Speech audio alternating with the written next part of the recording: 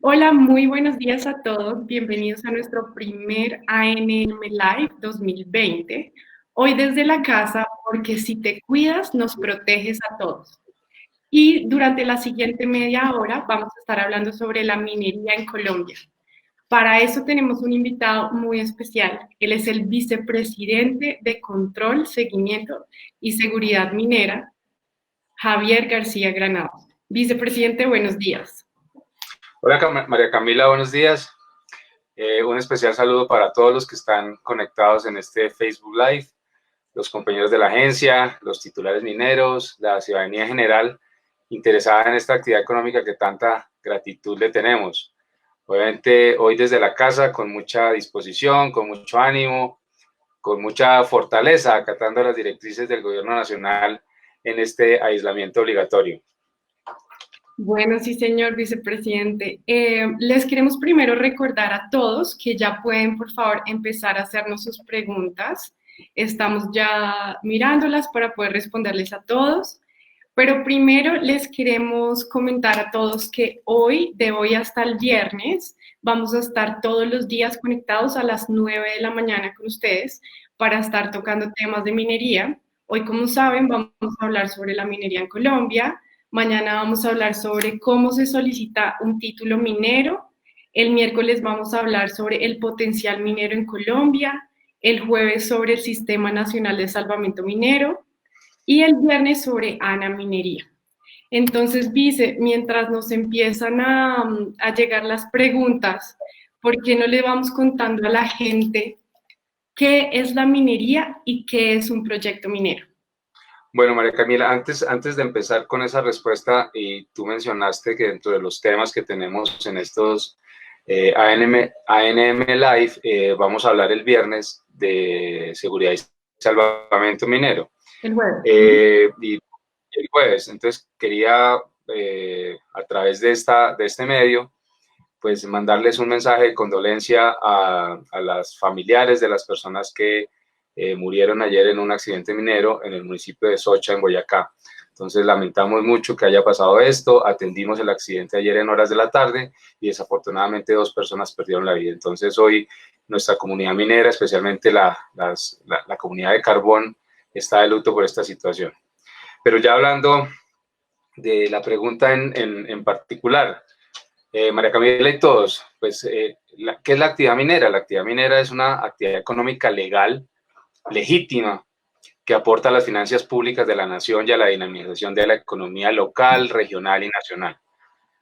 Hoy representa aproximadamente el 2% del Producto Interno Bruto, casi el 20% de las exportaciones y de la inversión extranjera directa. Aportamos cerca de 4.1 billones entre regalías e impuestos. El año pasado recaudamos cerca de 2.5 billones de pesos en regalías, el recaudo más alto en la historia del país. Ponemos cerca de 350.000 empleos directos, cerca de 1 millón de empleos indirectos y esta actividad hace presencia institucional en muchas zonas del territorio nacional. Entonces, la actividad minera, como lo dije en el saludo, es una actividad a la que le debemos muchísima gratitud, es una actividad muy importante para la economía, es una actividad que dinamiza la economía en las zonas donde está ubicadas. Recordemos que casi todos los municipios del país al menos tienen una explotación de minera o de cantera o de material de río, de material de construcción para el mantenimiento de sus vías, de su infraestructura propia. Entonces, sí, es una actividad muy, muy importante. ¿Qué es un proyecto minero? Un proyecto minero, hablando de cómo termina siendo, o sea, una mina no se construye de la noche a la mañana. Hay algunas estadísticas que dicen que por cada 100 proyectos uno termina siendo mina. Es muy difícil finalmente terminar teniendo una mina, porque se requiere no solamente que exista el mineral en cantidad, calidad, que ese mineral sea técnica y económicamente explotable, y además se requiere una inversión muy importante en las primeras fases. Efectivamente, la minería es una actividad intensiva en capital que requiere mucho capital para desarrollarse y es una actividad riesgosa, no solamente desde el punto de vista de la seguridad, sino desde el punto de vista financiero. Entonces, no siempre cuando se invierte en un proyecto minero en sus primeras etapas, pues se logra tener la cantidad y calidad de mineral o el depósito mineral para poder hacer una explotación a futuro. Entonces, un proyecto minero pasa por varias etapas para después pues, consolidarse en la etapa de explotación y es cuando empezamos a generarle renta al país. Entonces, hablando pues de proyectos mineros, Colombia tiene unos proyectos mineros muy importantes, consolidados de hace muchos años, que nos producen minerales de muchos tipos, carbón, níquel, metales preciosos, materiales de construcción, que sirven no solamente para abastecer la demanda interna, sino también es una fuente importante de recursos y divisas vía exportaciones.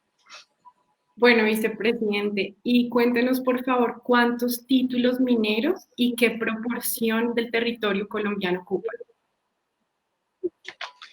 Esa es una gran pregunta, María Camila, porque digamos que la gente, en el común de las personas, tiene en la cabeza que el país está inundado de títulos mineros. Okay. Realmente el número de títulos mineros que tenemos en el país son 7.456 títulos, de los cuales 6.185 administra la Agencia Nacional de Minería. Los restantes son administrados por la Gobernación de Antioquia. Y quiero hacer esa claridad porque nos parece muy importante decir que la Autoridad Minera Nacional efectivamente es la Agencia Nacional de Minería, pero que y en temas de fiscalización, la función de fiscalización es una función propia del Ministerio de Minas y Energía, que él ha delegado tanto en la Agencia Nacional de Minería como en la Gobernación de Antioquia. Y de igual manera, la Agencia Nacional de Minería ha delegado la función de contratación y titulación minera a la Gobernación de Antioquia a través de su Secretaría de Minas. Entonces, digamos que en este momento Antioquia administra unos contratos, otorga unos contratos en virtud de esas delegaciones y la Agencia Nacional de Minería en todo el país administra el resto de los contratos. Entonces, nosotros tenemos 6.185 contratos a finales de febrero y el total del área que ocupan los contratos mineros es cercano al 4% del territorio nacional y estamos hablando de cerca de 4.2 millones de hectáreas. Pero realmente la pregunta es, no es qué tanto ocupan esos títulos mineros. La pregunta realmente es cuál es el área intervenida por esos títulos mineros. Y entonces ahí es importante mencionar que los títulos mineros tienen 3 etapas: la etapa de exploración, la etapa de construcción y montaje y la etapa de explotación. Y es en la etapa de explotación donde realmente la huella minera pues hace presencia en el territorio. En exploración realmente no, la intervención en el territorio es mínima, es en explotación donde realmente hay una intervención importante.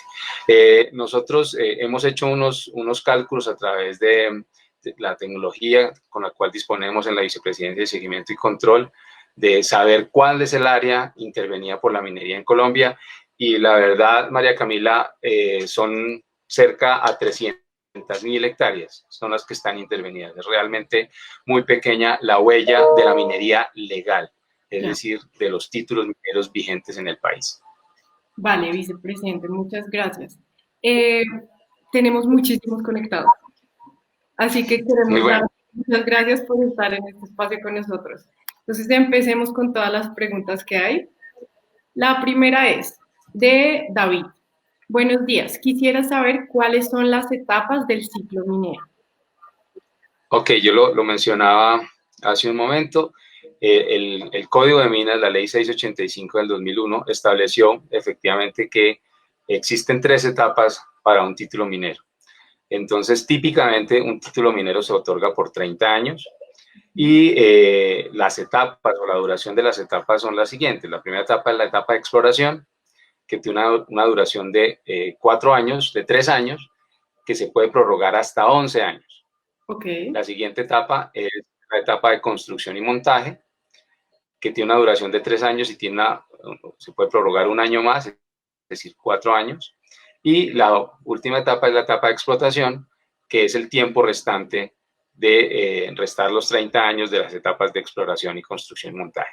Es decir, que si un titular minero utiliza todo el tiempo que le dio la ley en las etapas de exploración y construcción y montaje, el tiempo restante de explotación serían 15 años. Es decir, si utiliza los 11 años de exploración y los 4 años de construcción y montaje, tendría un tiempo restante para explotar de 15 años. Ok.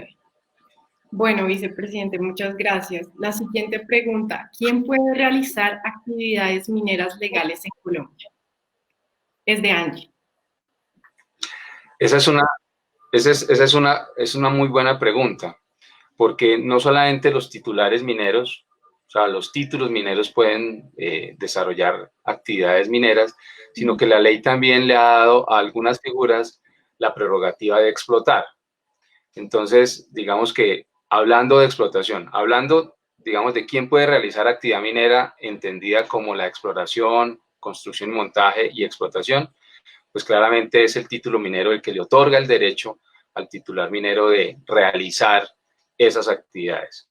Sin embargo, desde el punto de vista de la explotación, ¿quiénes pueden explotar mineral? Entonces, básicamente tenemos 5 figuras. Primero, los titulares mineros que están en etapa de explotación. ¿Eso qué significa? Que tienen un instrumento técnico aprobado, llámese PTO o PTI, y un instrumento ambiental aprobado. Plan de manejo ambiental en el caso de algunos contratos viejos, o licencia ambiental, que es la figura que le cabe al régimen de la ley 685. Entonces, la licencia ambiental.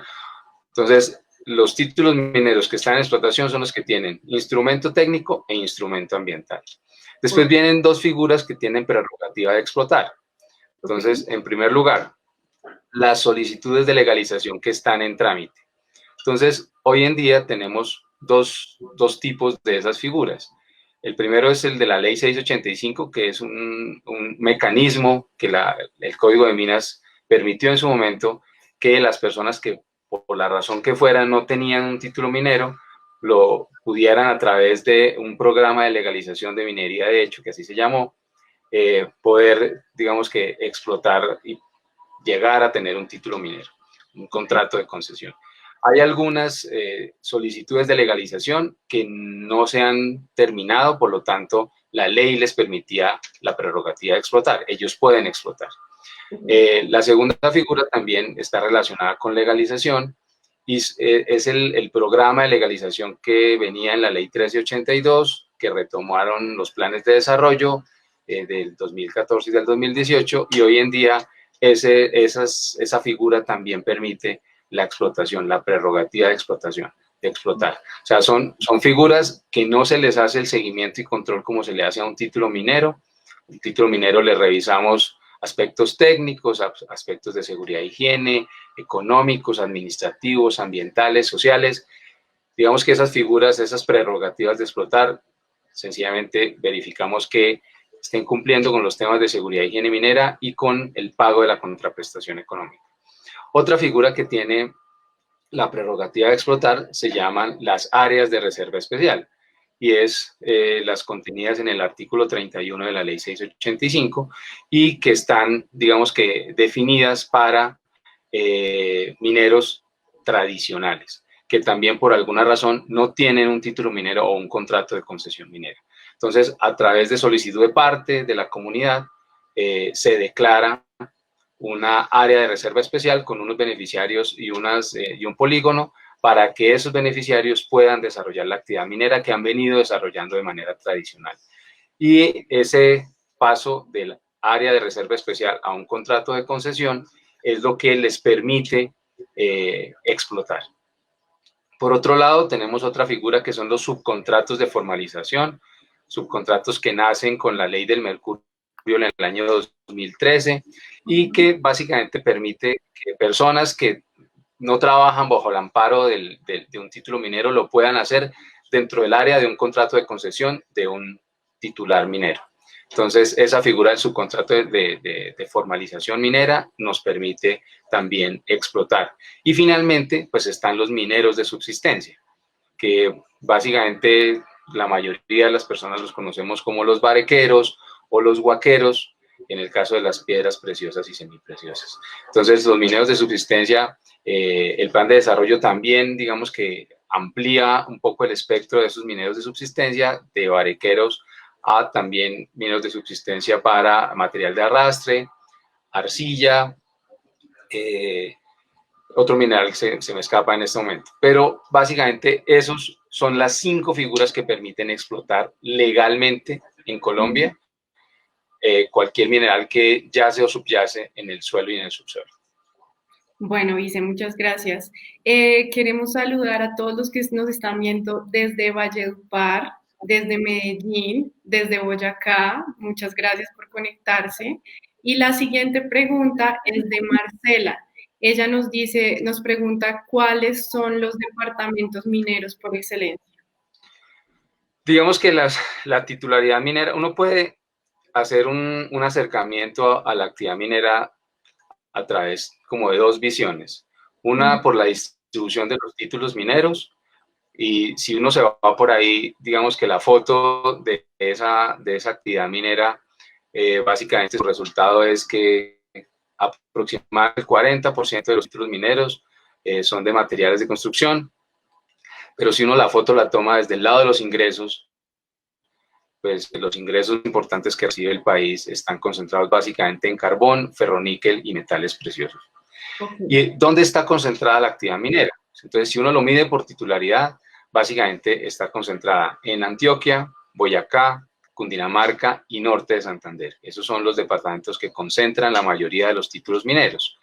Y estos departamentos donde está la gran minería, pues no coinciden con esos que les acabo de mencionar. La gran minería básicamente está ubicada en La Guajira, con nuestro proyecto del Cerrejón, en el Cesar, con los proyectos de Drummond, La Loma y el Descanso, de Prodeco, Calenturitas y el complejo integrado de La Jagua, CNR con sus minas de El Artillo y La Francia, y en Córdoba, en el municipio de Montelíbano, donde está la explotación de níquel que realiza Cerro Matoso en el contrato 051.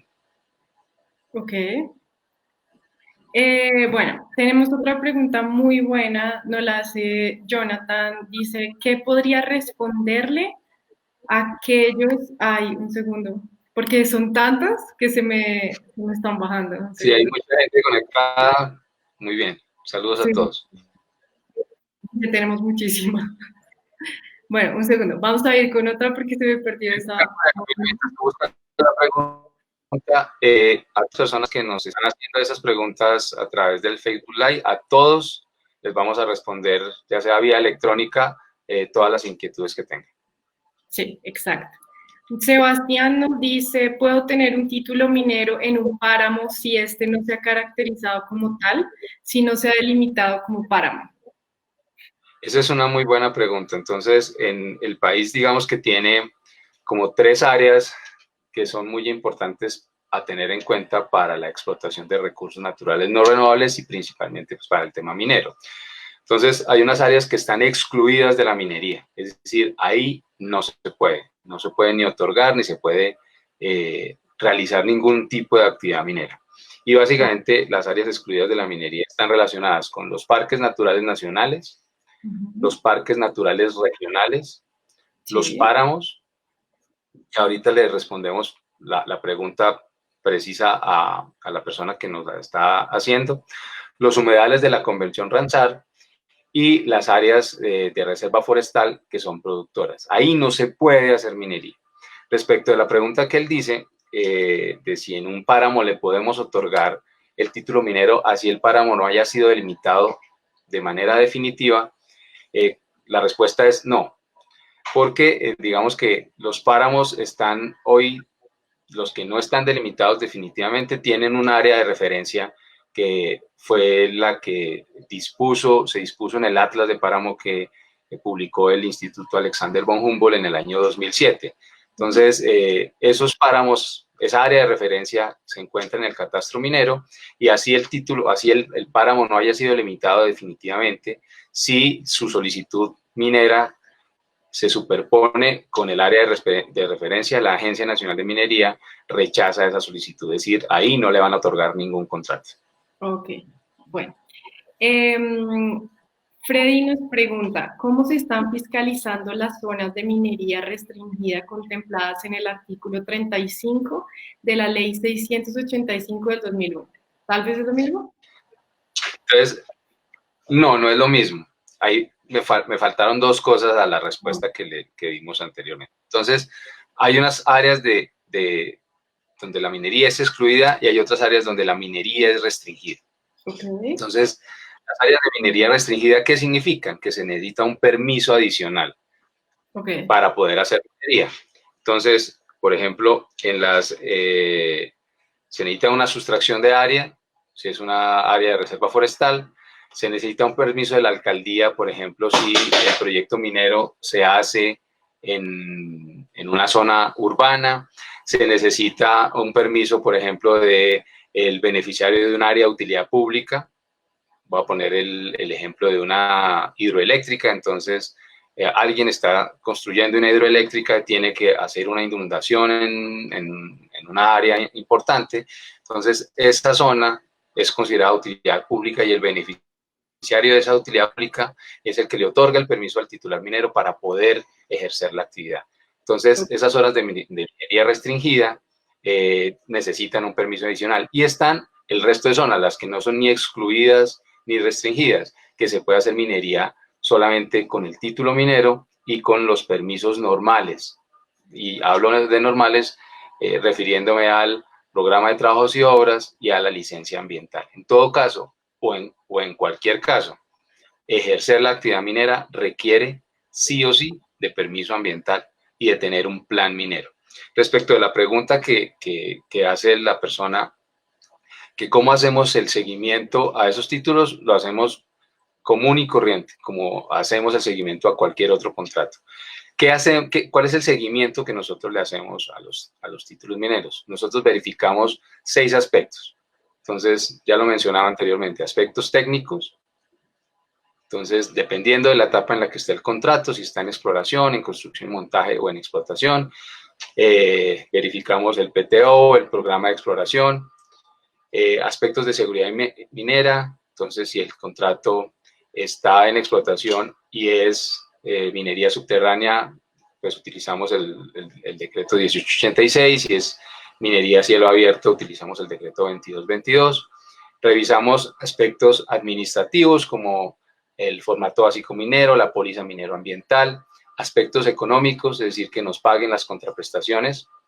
Recordemos que las contraprestaciones están en función de la etapa en la que está el contrato. Si el contrato está en exploración o en construcción y montaje, nos tienen que pagar el canon superficiario, y si el contrato está en explotación, nos tienen que pagar las regalías. Verificamos aspectos ambientales. No somos autoridad ambiental, pero sin embargo verificamos que los permisos ambientales correspondan a la etapa del contrato, que los permisos ambientales hayan sido expedidos por la autoridad competente. Y ahí es importante mencionar lo siguiente: dependiendo la escala del proyecto, el que licencia el contrato, el proyecto, pues es o la Autoridad Nacional de Licencias Ambientales, la ANLA, para los proyectos de gran minería, y si es de pequeña o mediana minería, el que licencia son las corporaciones ambientales regionales. Y además de eso, verificamos aspectos sociales. Hay algunos contratos que desde el 2014 tienen la obligación de tener un plan de gestión social. Entonces, verificamos que formulen el plan de gestión social y que además cumplan lo que establecieron o lo que se estableció en el plan de gestión social. Entonces, de esa manera hacemos el seguimiento, verificando eso. Y lo hacemos a través de 2 instrumentos grandes: la evaluación documental, las visitas de campo, y desde principios del año pasado utilizamos imágenes satelitales. Es decir, nos apoyamos de tecnología para tener más eficiencia y para ser más efectivos en nuestro proceso de seguimiento y control de las obligaciones de los títulos mineros. Okay. Bueno, Luz Marina nos pregunta, ¿cuánto tiempo tardan en aprobar el PTO para poder acceder al PMA en las áreas? ¿En las áreas? En las áreas, sí. Los PTOs están, digamos, la ley nos da un tiempo para pronunciarnos frente al programa de trabajos y obras, y son 90 días. Nosotros generalmente nos pronunciamos en menos de esos 90 días. Y ahí digamos que hay que mencionar algo muy importante respecto de esa pregunta. Sí nos gustaría que los PTOs vinieran mucho mejor para aprobarlos a la primera, pero realmente lo que pasa es que el porcentaje es es mínimo de los programas de trabajos y obras que aprobamos en la primera entrega. Generalmente lo requerimos y ese requerimiento son tiempos del solicitante del PTO. Pero realmente nosotros en el caso de las áreas de reserva especial, pues nos estamos demorando lo que dice la norma, máximo 90 días para pronunciarnos, se requiere, y ya el tiempo del requerimiento y de complementar la información, porque muchas veces el requerimiento está relacionado o con aclaraciones o con el suministro de información que no venía en la solicitud inicial, y ese tiempo pues depende de ellos. Generalmente les damos un mes, muchas veces nos levantan la mano y nos dicen, denos un tiempo adicional, y evaluamos esa solicitud para otorgar un tiempo adicional a la solicitud del PTO. Entonces, aprobando el PTO, pues sigue el camino para buscar la licencia ambiental de las áreas de reserva especial. Ok. Nos pregunta también, un segundo, Javier. Quería saber si la ANM tiene contemplado realizar una socialización del estándar colombiano. De recursos y reservas, me imagino que Javier está hablando de eso. Pues Javier, efectivamente, creo que haber dado ese paso en disponer en Colombia de un estándar que nos permita tener todas las actividades para reportar técnicamente los resultados del proceso de exploración es un gran paso en la formalización de la actividad minera en el país. Cuando hablamos de la administración del recurso minero, la administración pasa por saber qué tenemos, y es el estándar colombiano de recursos y reservas es el instrumento que nos permite saber qué tenemos y qué tenemos a través de un modelo. Entonces,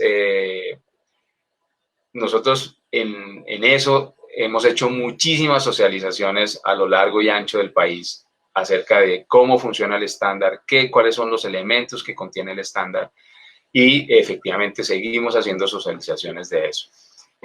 No en vano, ya hay una gran cantidad de profesionales, de personas competentes. No solamente disponemos del estándar colombiano de recursos y reservas, sino también de la Comisión Colombiana de Recursos y Reservas, que son los que certifican a las personas que son competentes para firmar esos reportes técnicos. Entonces, el último dato que yo tengo es que el país tiene aproximadamente como 40 profesionales competentes que son los que pueden efectivamente firmar los reportes técnicos de recursos y reservas. Pero entonces a Javier vamos a publicar, creo que están publicados en la página web de la agencia,